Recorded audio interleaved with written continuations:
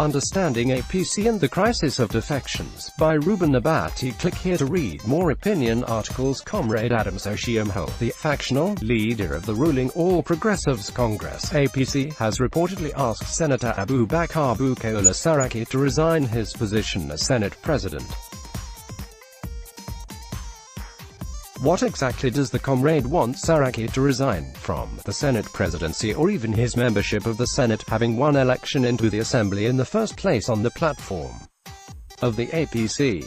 Oshiomhole also probably expects that other members of the PDP who are occupying elective and appointive positions will also tender letters of resignation, having defected from the ruling APC.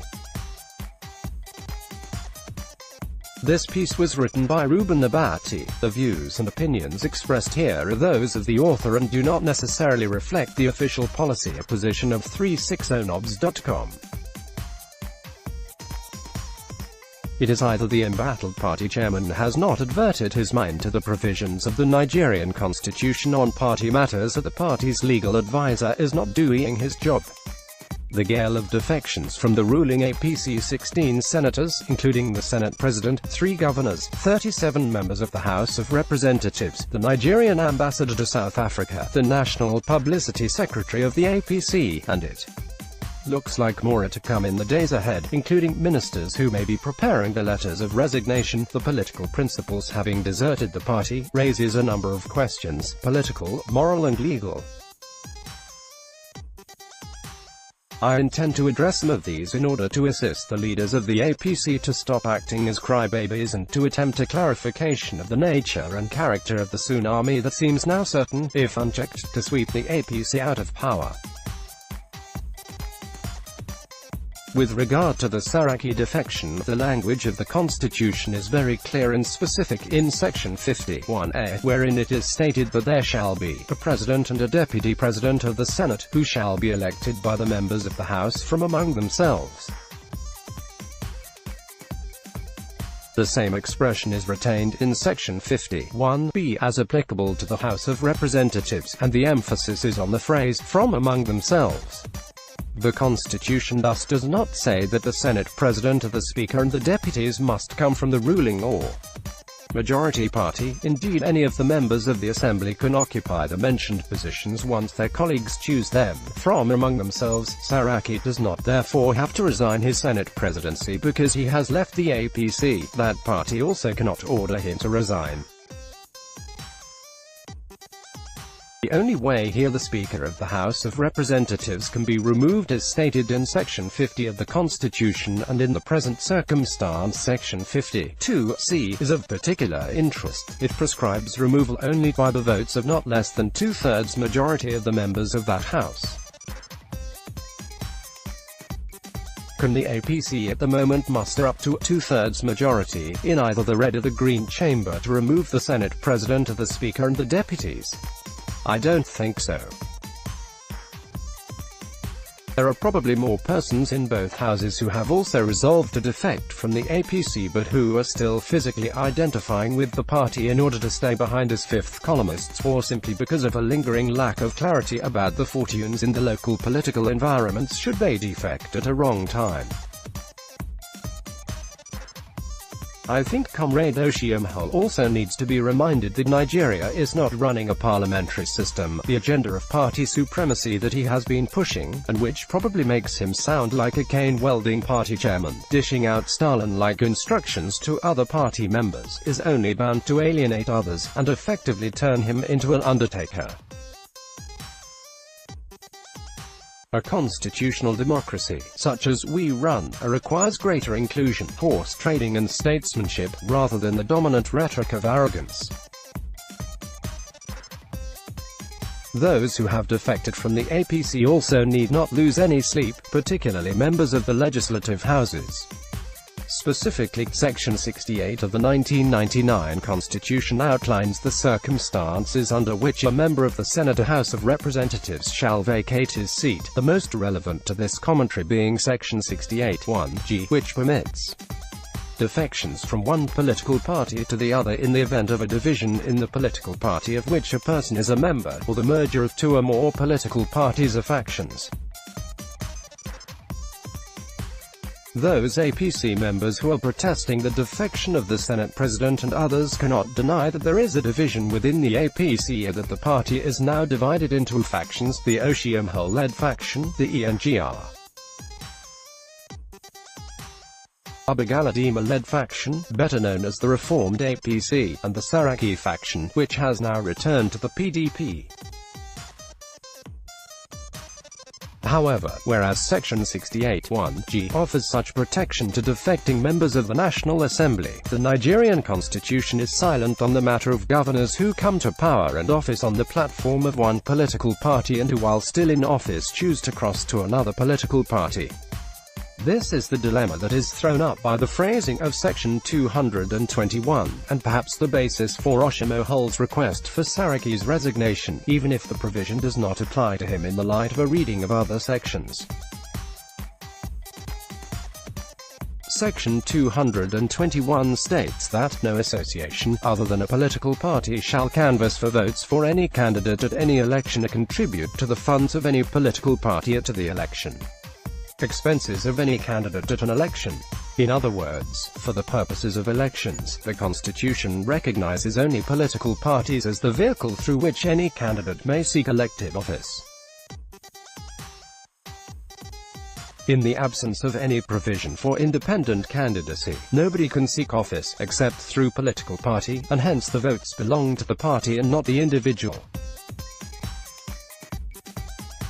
It is political parties that canvass for votes.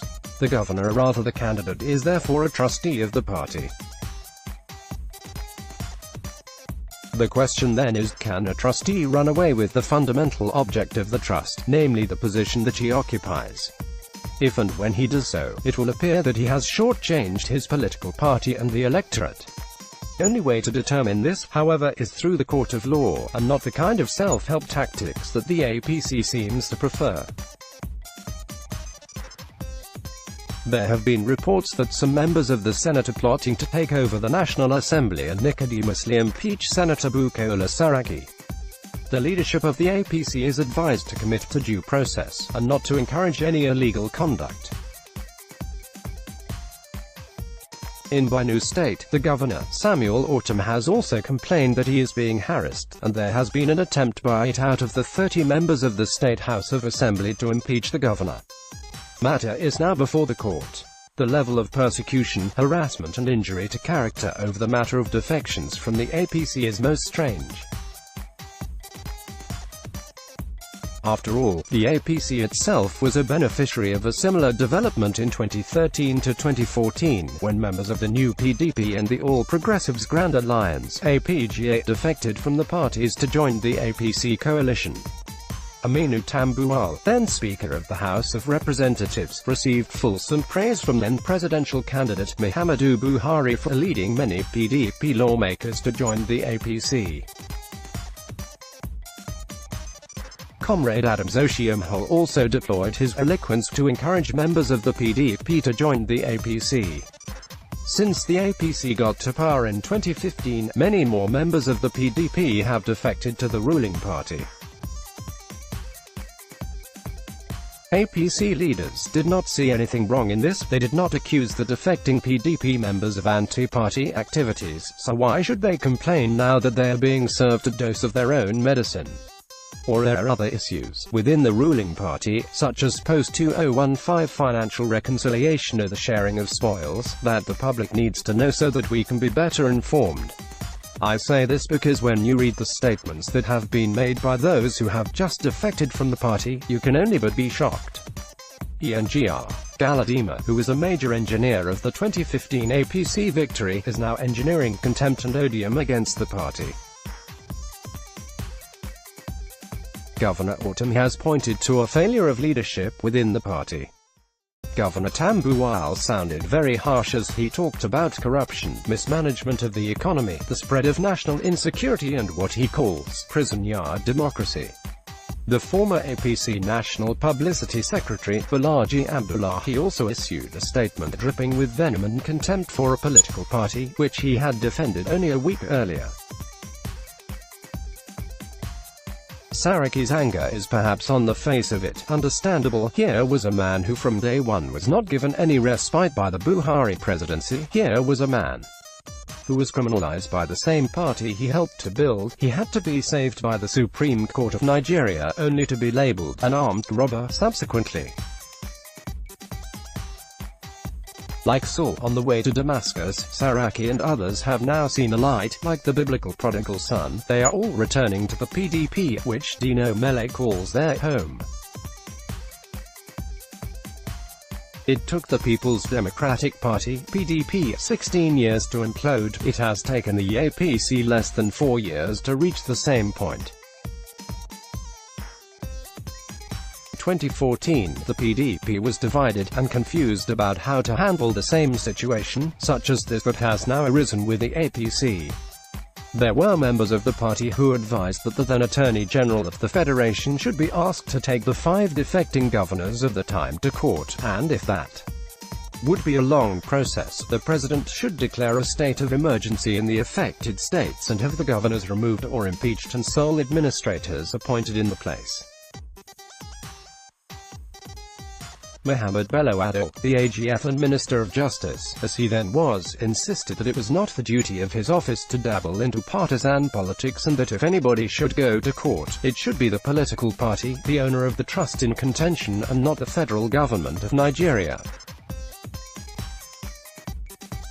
The party didn't want to go to court. It wanted the 5 governors punished. The president didn't buy into their idea.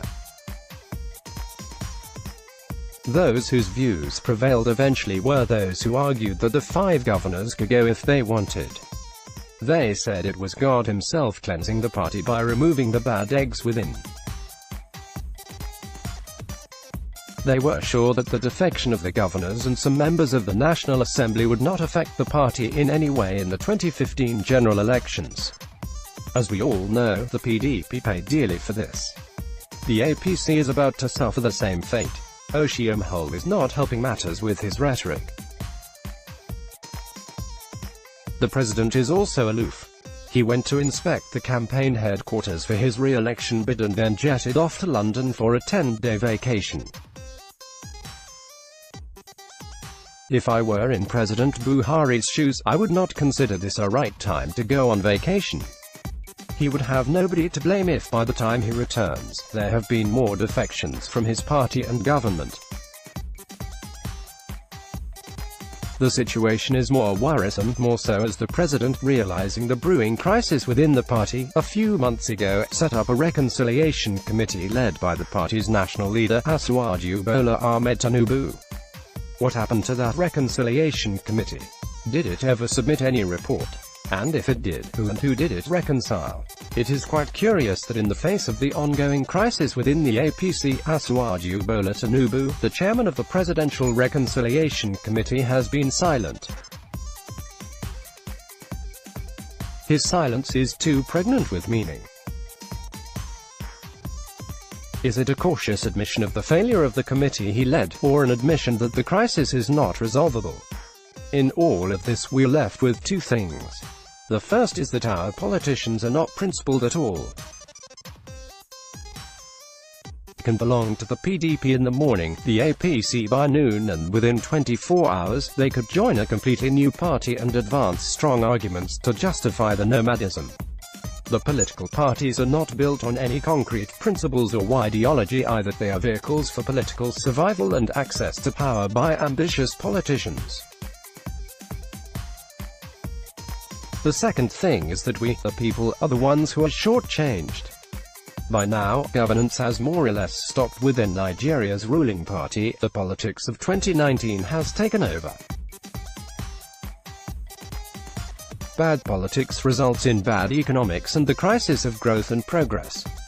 The National Assembly that has suspended key legislative work, and an executive that is seeking a second term in office, and whose president is on holiday, while the party is on fire. International investors have also put final investment decisions on hold. The market is in the grips of uncertainty, GDP ratings are stagnant, creeping stasis is imminent, and all of that, until Nigeria's political drama is resolved. The only thing that is not on hold is the people's frustration and the rising cost of being Nigerian.